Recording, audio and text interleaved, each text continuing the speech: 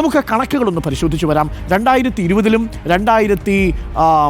2025-ലുമുള്ള കണക്കുകളാണ് നമ്മളിപ്പോൾ പരിശോധിക്കാൻ പോകുന്നത്. 2025-ൻ്റെ കണക്കുകൾ എൻ്റെ ഇടതുവശത്ത് പ്രേക്ഷകർക്ക് കാണാം, 2020-ൻ്റെ കണക്കുകൾ എൻ്റെ വലതുവശത്തും പ്രേക്ഷകർക്ക് കാണാം.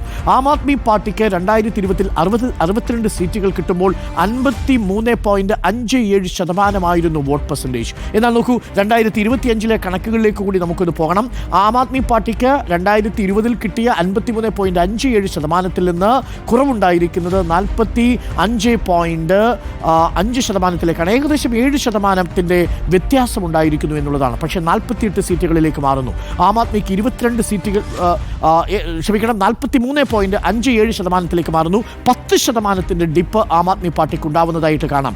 അതേസമയം 10% വോട്ടേ കുറയുന്നുള്ളൂവെങ്കിൽ പോലും 62-ൽ നിന്ന് 22-ലേക്ക് സീറ്റ് കുറയുന്നു. 40 സീറ്റുകളുടെ വ്യത്യാസം പ്രേക്ഷകർക്ക് കാണാം. ഇനി 2020-ലുള്ള കണക്ക് നോക്കൂ. ബി ജെ പിയുടേത് 8 സീറ്റുകളിലാണ് ബി ജെ പി വിജയിച്ചു കയറുന്നത്.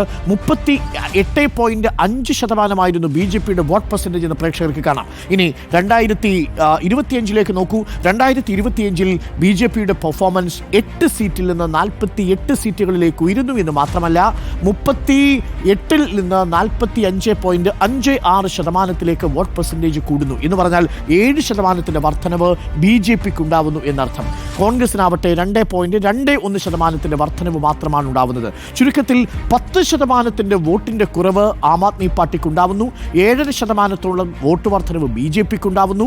2.1% വർധനവ് കോൺഗ്രസിനുണ്ടാവുന്നു എന്നതാണ് ഏറെ ശ്രദ്ധേയമായ കാര്യം. ബി ജെ പിയും ആം ആദ്മി പാർട്ടിയും തമ്മിലുള്ള വോട്ട് വ്യത്യാസം എന്ന് പറയുന്നത് 2.2% ചുരുങ്ങുന്നു എന്നുള്ളതാണ്. അതിലാണ് ഏറ്റവും പ്രധാനപ്പെട്ട ഒരു ടേക്ക് അവേ ഉള്ളത്.